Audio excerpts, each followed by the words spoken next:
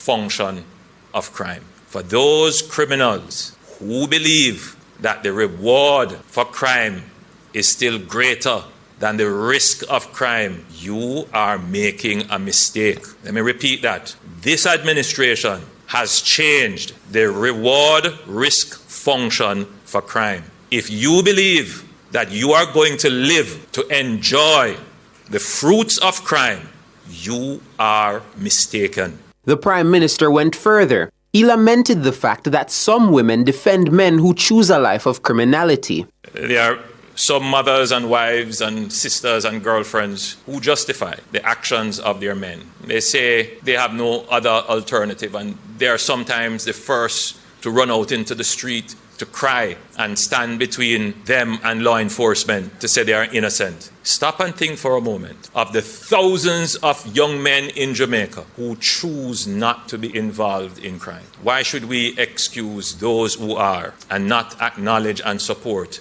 the thousands who decide not to? The Prime Minister's comments at the post-cabinet media briefing came ahead of International Women's Day celebrated globally on March 8. Interestingly, 6 female government ministers were in attendance at the briefing in observance of the celebration.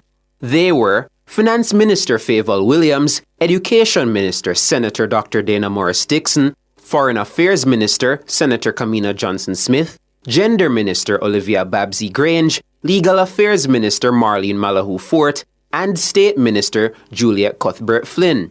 Prime Minister Holness used the occasion to call on the country's women, specifically mothers, to do everything they can to encourage their sons to stay away from the lure of crime and its riches. Mothers, you are your sons' first teachers. You shape their values, their attitudes, and their understanding of right and wrong. I urge you, talk to your sons. Talk to them. Put away the belt for now. Reason with them. It's too late when they are staring down the barrel of a gun for you to do anything to help them. It's too late when they are in the prisons, regretful of their past life. Take the time now to talk to your son. And as you hear my voice today, and if you know your son, your nephew, your boyfriend is involved in a gang or criminality, just pick up the phone, or when you see them in a moment, talk to them. Mahiri Stewart for Nationwide News. Thank you, Mahiri. Transport Minister Darrell Vaz says an additional 100 buses will be added to the fleet of the Jamaica Urban Transit Company JUTC this year. Vaz was speaking at a media briefing on Tuesday at the Halfway Tree Transport Centre in St. Andrew.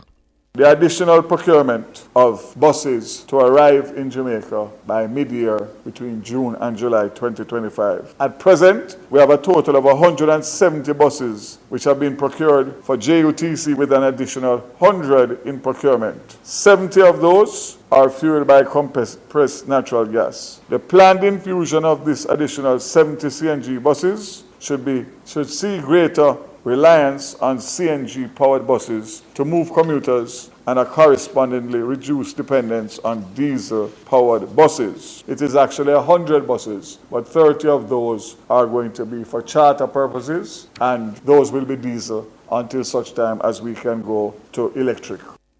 Minister Vaz says the JUTC will also begin testing a self-charging battery electric bus.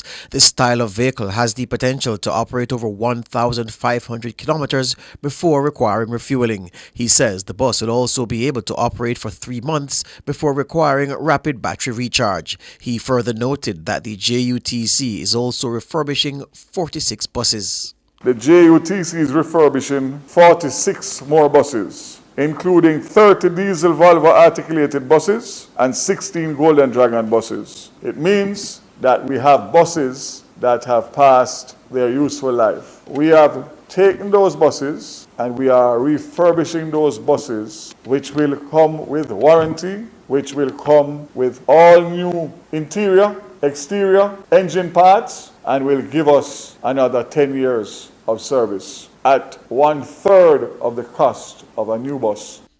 Darrell Vaz, Transport Minister.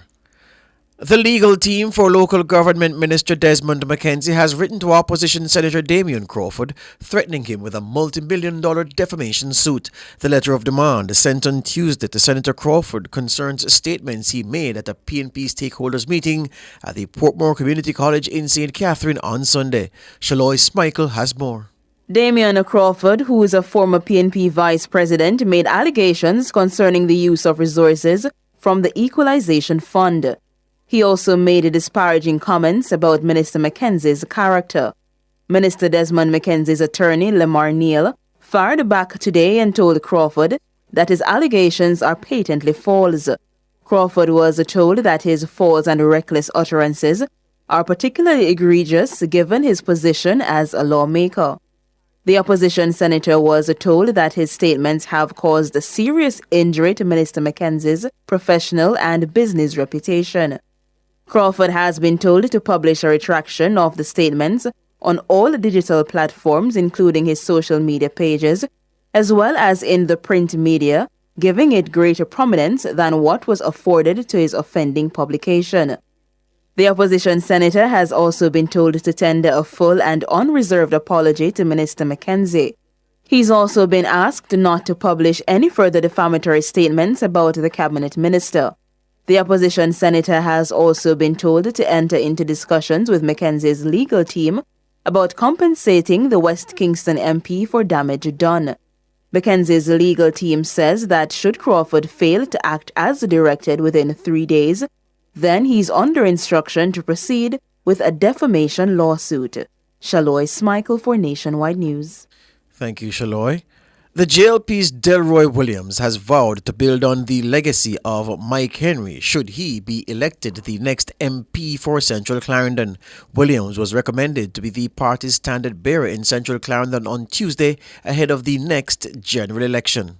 Being given the opportunity to serve at that level is important to me, and I commit to doing my best. If I'm successful, I certainly will build on the legacy of the Member of Parliament, Michael Henry, and he has done a wonderful job. I will build on that. There are some issues that are lingering there that I will have to take on and address, and I've been familiarizing myself with some of the issues there. And there are some water issues in some sections. There are some issues with land tenureship, road repairs. Those issues are common to constituencies across the country. But there are several issues there that I will continue to work at and build on. Mike Henry has indicated he will not be seeking re-election. He has been at the helm of the constituency since 1980. Williams was the only person who applied to fill the vacancy created by Henry's declaration. Initially, it was thought that Maypen's mayor, Joel Williams, would challenge Delroy Williams for the position. Mayor Williams was endorsed by Mike Henry, but it's understood Mayor Williams stood down after conciliatory talks with the party. Delroy Williams says there is no beef between himself and Joel Williams. We have known each other for years. We relate easily and we converse easily. There are no issues with Mr. Williams. We are good. The JLP's Delroy Williams. Nationwide News tried to contact Mayor Joel Williams for a comment, but we were told he was unavailable. A man has been charged in connection with last month's seizure of 66 firearms and over 4,000 rounds of ammunition at Port Bustamante in Kingston. He's 36-year-old truck driver Davian Roberts, a dual citizen of Columbus, Georgia in the United States and Corville Gardens in St. Andrew. Roberts was charged on Monday by the Firearms and Narcotics Investigation Division, FNID. He's facing charges of trafficking prohibited weapons and failure to comply with a production order. On February 17, personnel from the Jamaica Customs Agency detected anomalies in a shipment and contacted FNID investigators. A search of the shipment yielded 50 handguns, 16 rifles, 4,737 assorted rounds of ammunition, and 83 assorted magazines. Investigations revealed Roberts as both the shipper and intended recipient of the arms. An operation was launched 3 days later in Southborough in Portmore, St. Catherine, where Roberts was arrested. On February 25, Roberts was served with a signed production order from a judge which mandated he provide his phone's password. Roberts refused to comply with the order and was slapped with the additional charge. Overseas news now. Donald Trump says he appreciated Volodymyr Zelensky's willingness to sign a minerals deal with the United States and to come to the negotiating table to bring a lasting peace in Ukraine closer. The Guardian newspaper is reporting that in a speech to Congress on Tuesday after last week's disastrous meeting at the White House, Trump quoted from a letter sent to him by the president of Ukraine. Trump's comments marked a slight softening of his language on Ukraine in the wake of the Oval Office clash, after which he ordered a pause on all U.S. military aid to Ukraine. Trump was expected to further outline his plans for Ukraine and Russia in the speech to Congress, but did not reveal any more details. In the same speech, Trump said that he would take control of Greenland one way or another. He also defended recent foreign policy moves, including the introduction of new tariffs on Mexico and Canada. Trump also claimed that the United States would be reclaiming the Panama Canal. Meanwhile, a Hong Kong-based company has agreed to sell most of its stake in two key ports on the Panama Canal to a group led by U.S. investment firm BlackRock. The sale comes after weeks of complaining by President Donald Trump that the canal is under Chinese control and that the United States should take control of the major shipping route. The BBC is reporting that through a subsidiary, CK Hutchinson Holding operates ports at the Atlantic Ocean and Pacific Ocean entrances to the canal. It said Tuesday it would sell its interests as part of a deal worth almost $23 billion. CK Hutchison, founded by Hong Kong billionaire Li Ka-shing, is not owned by the Chinese government, but its base in Hong Kong means it operates under Chinese financial laws. It has operated the ports since 1997. And an item of sports before we go. Action in the Ray and Nevy Jamaica Premier League resumes on Wednesday with one game, a day after local football referees ended their strike. In the day's game, Lions United meet Vere United at the Anthony Spaulding Sports Complex starting at 3:30 p.m. Meanwhile, the referees' strike was resolved following 2 days of negotiation between the Jamaica Football Federation, Professional Football Jamaica Limited, and the Jamaica Football Referees Association. The refs failed to show for games in the JPL on Sunday because of money owed to them since November 2024. They vowed to stay off the job until they were paid in full. The referees were owed $7.8 million. $5 million of that sum was paid over late on Tuesday night, and another $1.9 million was deposited by midday on Wednesday. Well, is to be deposited by midday today, Wednesday. Peter Prendergast, who acted for the referees, says the outstanding amount has been paid in full. However, there's another sum of $1.2 million that remains outstanding. It's understood that portion of the overall debt will be settled next week. The president of the Local Referees Association is Valdin Legister. I am very happy because for me, at the end of the day, football must be the winner. Football must be the winner. Once the monies are paid over, the referees are ready and willing to go. It's a situation where if the referees have the resources, they would have gone to the game. But it's just that they don't have the resources. But once the monies are paid over and the referee have the resources, then the days will be served. Valiant Legister, president of the Jamaica Referees Association. That's the news and sports package on Nationwide 90 FM at this time. I am George Davis.